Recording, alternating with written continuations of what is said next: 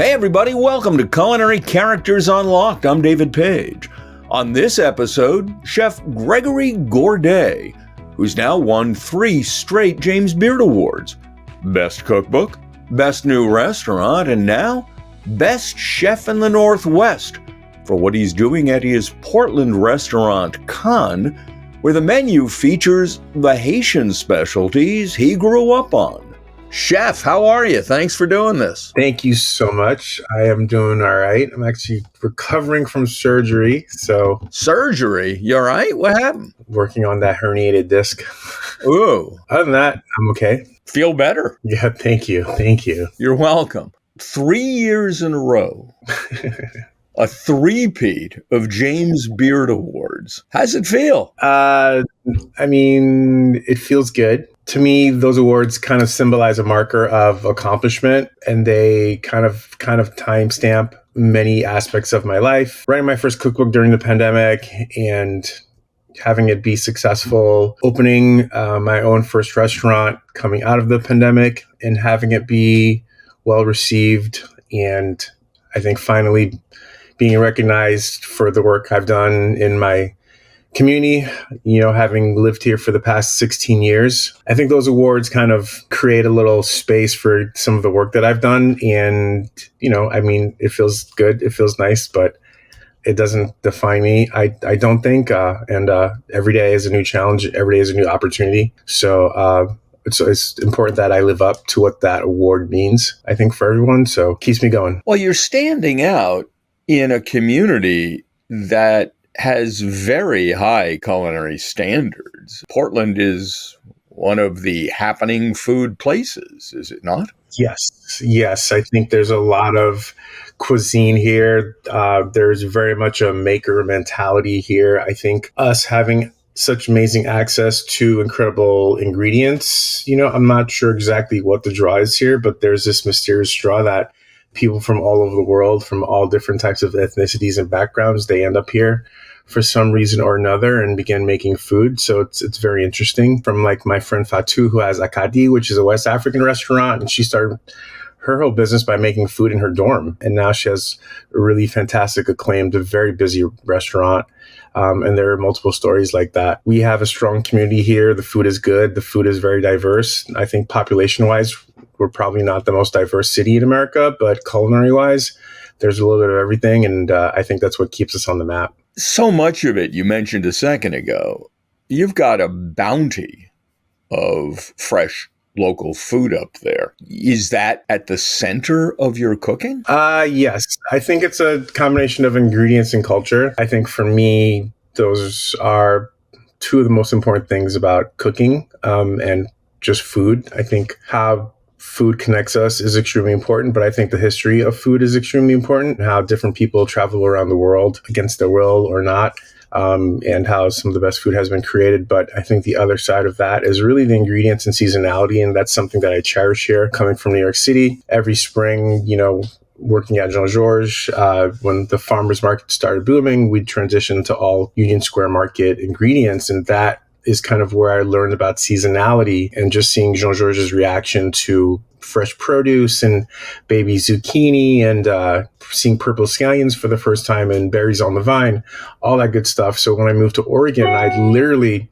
would just sit at the farmer's market and be in awe of all the incredible ingredients there. It's been an amazing place to just have strong connections with the farmers, with the people growing the meat. And that's really the basis of that relationship. We help each other quite a bit. And I feel very connected to the land here. At what age did you first develop an interest in cooking? I was definitely a late bloomer. For me, I didn't start cooking until I was in college, feeding myself. I was attending the University of Montana. It was the first time I was living on my own. Well, hold on. You grow up in New York. Yeah. Your parents are immigrants from Haiti? Yes. And you look up one day and say, you know what I need to do? I need to go to college in Montana. Well, I got there by, so I actually went to boarding school in high school. My parents, in their pursuit of education for us, I was offered to go to private school in the city or boarding school somewhere on the East Coast. And I ended up going to St. Andrew's School, which is like a very, very small boarding school in Middletown, Delaware. If you've ever seen Dead Poet Society, it was filmed there. Being a kid from the city and being exposed to now different cultures, because I grew up in a very Caribbean, African American, Haitian American community. So now I was meeting lots of different people from all over the country. I was in a very, very rural area. Our school was, on a pond, cornfields. So I was exposed to kind of nature and living in natural surroundings pretty early on. So I think after that, going to NYU for freshman year, something just didn't click. I just didn't enjoy being in the city. And that is kind of what brought me out to Montana. I was pursuing wildlife biology, and that is kind of where I just started cooking for myself and cooking for my friends. And that turned into my friend telling this woman, Marianne, that I was a good cook and I should work at her restaurant. And that was my first job, washing dishes. How did you become a good enough cook with no training to be recommended to a restaurant? I think just watching my parents cook, or watching my mom cook specifically, and food was always such an important part of the dinner table. We were always well fed. Every Sunday, it was like very much a very lavish celebration of food. We'd go to church and mom would be cooking all day. So food was always omnipresent and delicious. Traditionally Haitian? A lot of traditional Haitian flavors, 100%, besides like the random lasagna or big ziti night, we always cooked Haitian. My mom, my aunts, who would come to visit, my grandmother when she cared for us, maybe during the summer when we were out of school. So I just always grew up with a lot of great food. And sometimes you just have the knack for things. And I definitely just had the knack for it. Well, you have to be born with it, don't you? Clearly there's something inside you that says, I can do this. Have you ever analyzed it? I've never tried to analyze it. I think it's important to realize what you are good at. And for me, going to culinary school was the first time that I really loved school. I had already gone through 5 years of college. By the time I was going to culinary school, I went to like a very difficult high school. I loved high school. I loved the experience. Like, I was never the best student in any of that. It really took culinary school to be there, just having fun, super excited, devouring class. It just really was the first time it all made sense to me. You finished in Montana, went back to New York to go to the Culinary Institute of America. I did. And ended up working for Jean-Georges for about 6 years after that. Yeah, let's settle one thing right here, and I'm not going to attempt it. He's a legend. He's famous. You pronounce his last name. Vongerichten. Okay. We'll call him Jean-Georges. Now, you got an internship with him straight out of the CIA. How? It was a family connection. So one of my mom's best friends, her son-in-law was the CDC of Jean-Georges, Didier Verreau, who also went on to open a restaurant. Chef de cuisine? Yes. So that was my in. Clearly you did well. Tell me about your time with him. It was great. They throw a lot of responsibility on you. And I was the first extern. I think they have a more organized externship program now. I think the extern starts on a specific station like Garde Manger, or at least towards the end of my time there, that's what was going on. But, they would put you on a station and you were treated like any other cook. And there was a lot of responsibility. And I think that was an extremely formative lesson to learn. I appreciated the experience so much that, 1 week out of culinary school, I was working there full time, and I was working in Nougatine, the cafe. What essential lessons did you learn there that you didn't learn in culinary school? I think, honestly, I had to relearn a lot of things. I think relearning how to dice a shallot is something that I remember being shown how to do again. Well, you come out of the preeminent cooking school in America and have to be retaught how to slice a shallot. How high was that bar with Jean-Georges? I know. I just remember them showing me again, and how to mince chives with a wet paper towel around them, and cooking things every day, not over prepping, not making more than you need for the one day. Everything fresh every day. So there was a lot to learn. Like how to cook lobster. Well, you take a lobster, you put it in a pot, you steam it, it's dead, you eat it. What did I miss? No, there's the blanching. You blanch the claws, a little bit longer than the tails. And then there's we butter poach quite a bit. So how to get it like perfectly, I'd say you serve lobster medium rare, evenly medium rare. So, tons of like little techniques. When you butter poach a lobster, in or out of the shell? You can do either way, but we mostly did it. We actually did both variations. Yep. Mm-hmm. Which is better? I think protecting something in the shell is nice because, again, the shell has some flavor and protects the integrity of the tail a little bit. It's beautiful presentation as well. But sometimes... Do you eat the tamale? 100%. We used to dehydrate it and pulse it and sprinkle it along the bowl of this very signature lobster dish. So you're with Jean-Georges for about 6.5 years.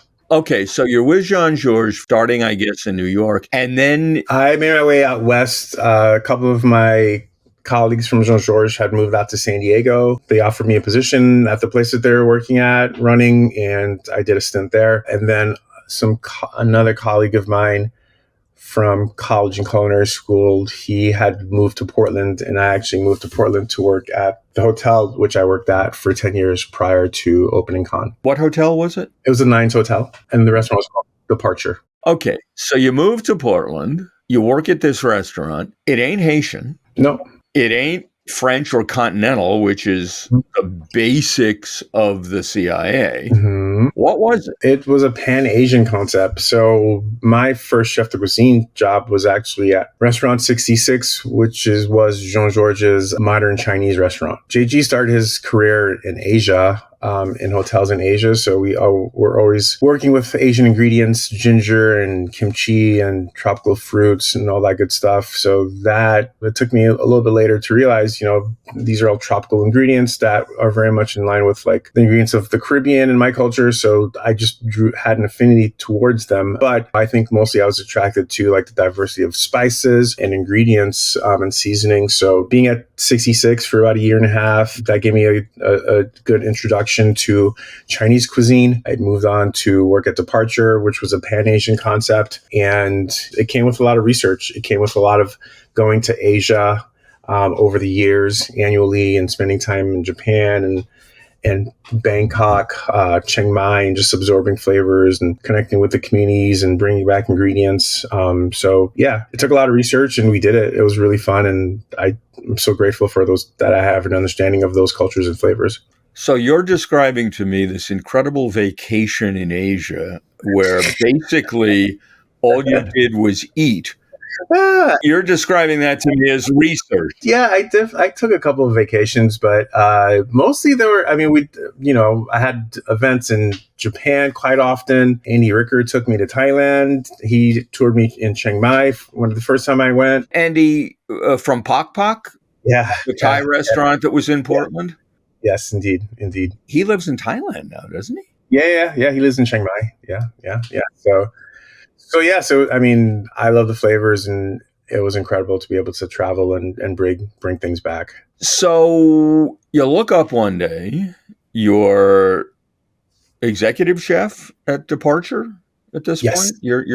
You're the guy in charge. And you look up one day and say, okay, this Asian stuff's great. I want to cook the food I grew up with. Indeed. How'd you end up opening your own restaurant? For me, I think it was like doing my first Haitian pop-up and I just not feeling like it was successful at all. It was like a pop-up. It was like a dinner at Departure and like this little dinner series where we were inspired by different places in the world. And when we did Haiti, I just, looking back on it, like right after, I just felt like I didn't do it justice and I didn't source ingredients properly. And it just kind of like inspired me to start diving into my own culture. And I realized I was spending so much time learning about other people's cultures from where I worked that I wanted to spend a little more time learning about my own culture. So what really happened is we did a dinner at the James Beard House, and it was representative of Departure. It was Pan-Asian. It was super seasonal. We brought all these Orient ingredients. It was incredible. But they wanted me to come back a year later and do a Haitian dinner. And I was like, all right, great. I have 1 year to prepare to do a Haitian dinner at the Beard Foundation. So over the course of that year, any vacation or holidays, I would go to my sister's or my mom's house and we would just cook with my mom. And I had her show me all the family recipes and all the things that she made while we were growing up.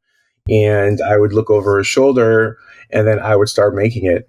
And that went on for a year. A few months prior to our James Beard dinner, we did a pop-up at Kann, or excuse me, at Departure where I used to work. And my mom flew out and we ran the whole dinner. And it was a really successful event. A couple of things were more successful than others, but it was definitely in a really strong direction. And then we took it to New York. And again, I flew my mom in and we did one of the first Haitian dinners at the Beard House. And it was a great success. It kind of got me like on the trajectory. Going into Top Chef, I got asked to do Top Chef All Stars at the same time. And we filmed and I was just coming off this James Beard dinner. And, it was Restaurant Wars and they changed it. If you don't know Restaurant Wars, it's like this iconic challenge on Top Chef where you have 2 days to come up with a restaurant concept, create a restaurant, design it, prep all the food and have a service. So we had to pitch a concept as one of the pre-challenges this year. And I pitched this Haitian restaurant. I knew I kind of wanted to branch out and start doing my own thing, but I had envisioned a more global concept because I was like, I have so many influences, but I knew for Top Chef, for this challenge, I need to be really specific. I'm going to go just Haitian. And what happened is I was just really prepared with my concept because it was really flushed out in my head. When I saw the reaction of Haitian Twitter to seeing our food on a national platform like Top Chef, it really kind of galvanized. It was like, yes, Gregory, you have to open a Haitian restaurant. I think honestly, it was the community reaction that kind of pushed and inspired me to do so because it seemed like something that was very needed. The restaurant you opened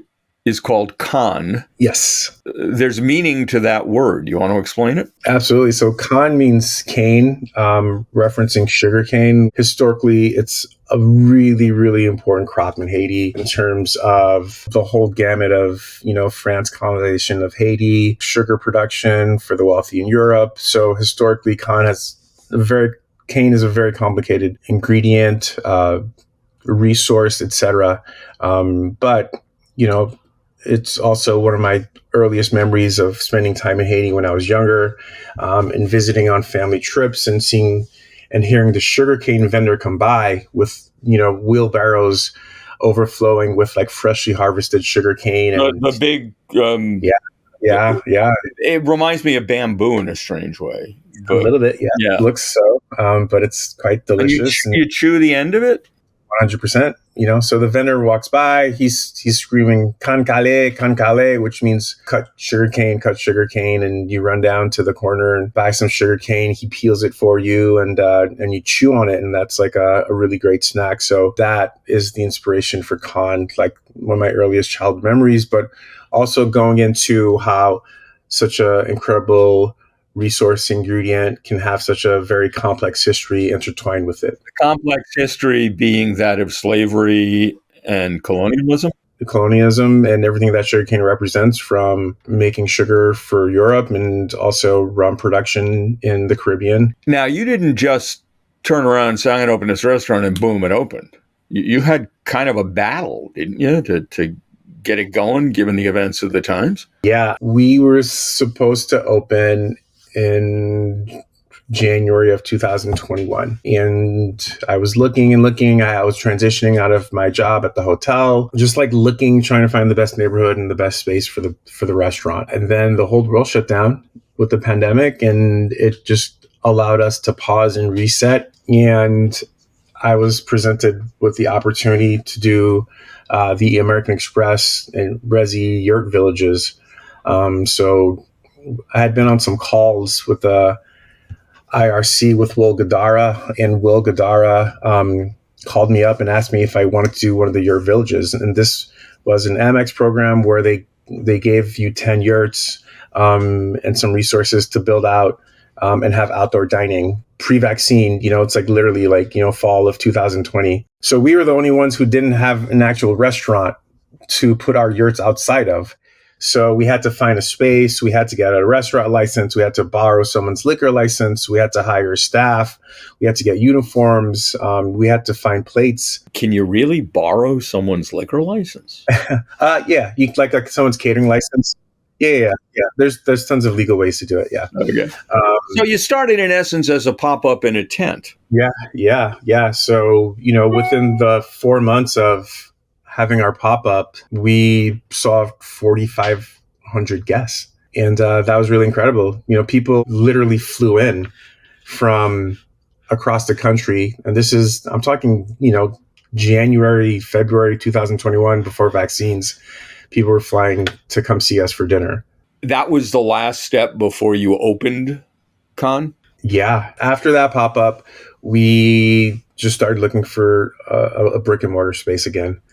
We had a little bit more understanding of kind of like what we wanted the restaurant to be. We had tested out a bunch of recipes at the pop up. We had worked with some staffing models, and doing research. We traveled all around the country and went to tons of restaurants on the East Coast, on the West Coast, and just took notes on what was going on in American dining. We found our space. I think we signed our lease September of 2021, and we opened in July of 2022. So it was pretty fast. Now, your menu, all Haitian, Haitian and Caribbean. We have about a third of the menu that is traditional Haitian dishes, and they are not modernized, I would not say. They are artfully presented in a very thoughtful way, but they represent the true history of the dish with no other adulterations or ingredients. And those are really important dishes because I want people to come to Kann and have a clear understanding of some traditional Haitian dishes. That's really important because a lot of people have not had Haitian food before. So I want them to have an understanding of what Haitian food really is. Third of the menu draws inspiration from West Africa, from where we were taken when France colonized Haiti, as well as the broader Caribbean. And the last third of the menu relies on seasonal ingredients with other kind of Haitian flavors as well. The really great local pork chop with peaches because peaches are in season, tomatoes and berries, and a smoked coconut vinaigrette because we have the best berries in the world, et cetera, et cetera. Let's discuss the traditional Haitian dishes first. Absolutely. You talk about griot. You're quoted in an article saying, the griot took 5 years to dial in. What's griot? And why the hell did it take 5 years? That's a great question. Griot is a national dish. It's a national dish of Haiti. It is twice cooked pork that is marinated in épices, which is Haitian green seasoning, which is an aromatic mix of onions and scallions, parsley, cilantro, thyme, vinegar, Scotch bonnet, black pepper, etc. Lots of aromatics. It gets braised and then it gets fried. Traditionally served with banan pesé, which is fried green plantains, pickles, which is another very important iconic Haitian condiment of pickled cabbage that's very spicy, traditionally served with fried foods to cut in the richness of it all, and then oftentimes with a little fresh avocado.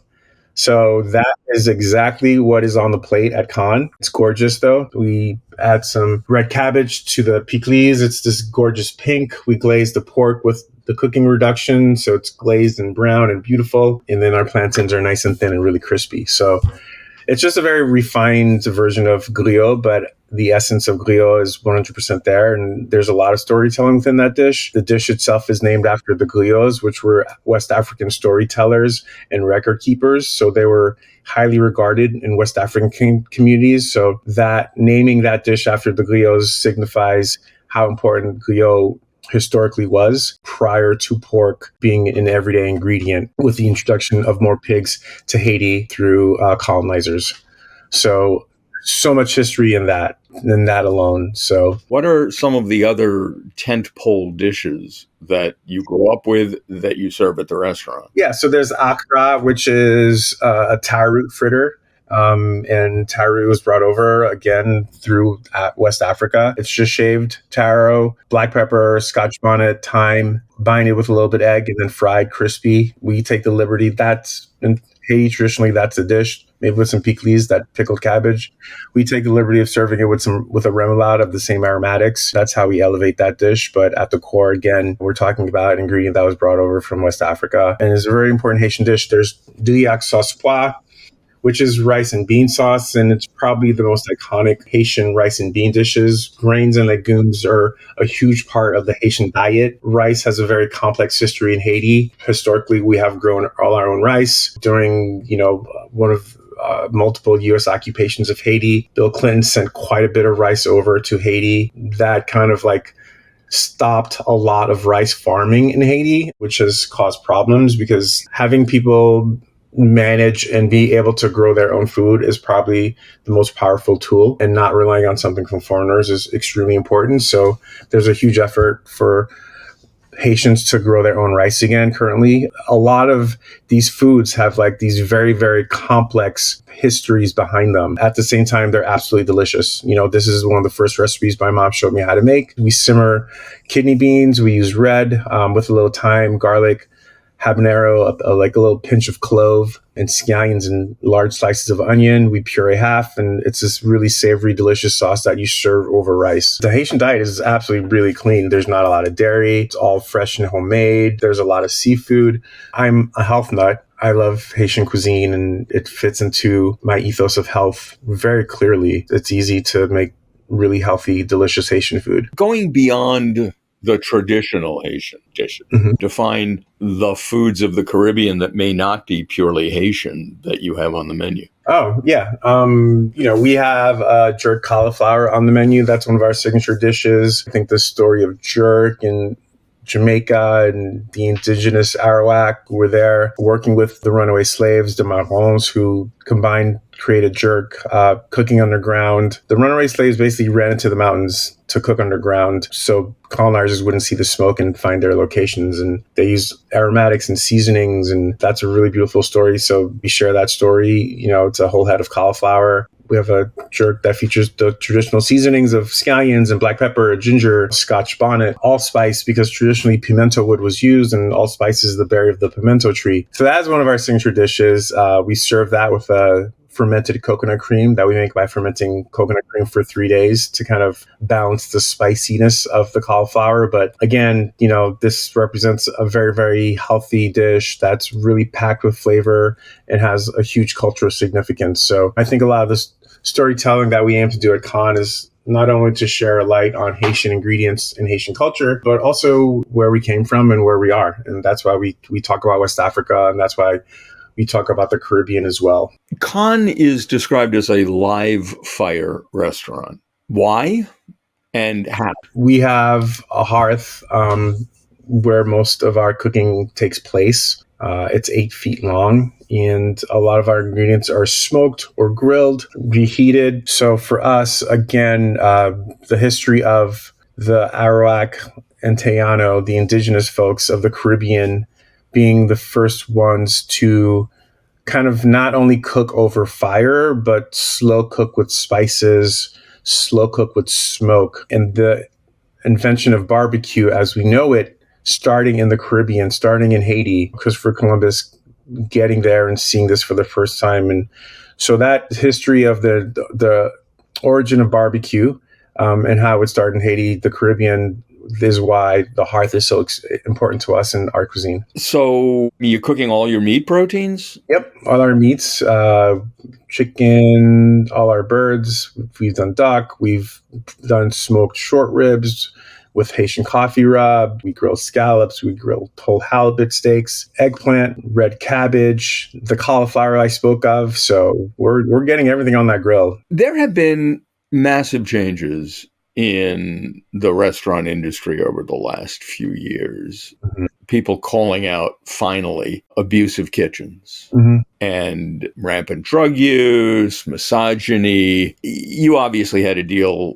with some of that on the way up. And in fact, you got into addiction problems. Yeah. Was this restaurant related? I mean, the environment in many kitchens has been kind of back and alien. Yeah, I think it's a combination of I through that whole process, I just have an addictive personality. So I learned the hard way. But I think for me, yes, the combination of my surroundings and just kind of like restaurant culture. And also coming up in New York City, it was like a really, really bad mix. Like I've always been an explorer. I left home for high school pretty young. I was traveling all around the country on my own. I've always been open to new things. So when it was time to work really hard at Jean-Georges and in New York, I did that. But the other side of that was playing really hard. And all of us would go out, and the responsible people would go home at 2 a.m. And the looser people would go home at 4 a.m. when the bar closed. And then it got to the point where we were going out to after hours till 6 a.m. And then it got to the point I was staying up for 3 days at a time. Did you look up one day and say, I got to stop? Oh, no, it was not that easy at all. Like I got fired from Jean-Georges in 2016. I worked at a couple of really, really terrible dive bars, etc., in the city.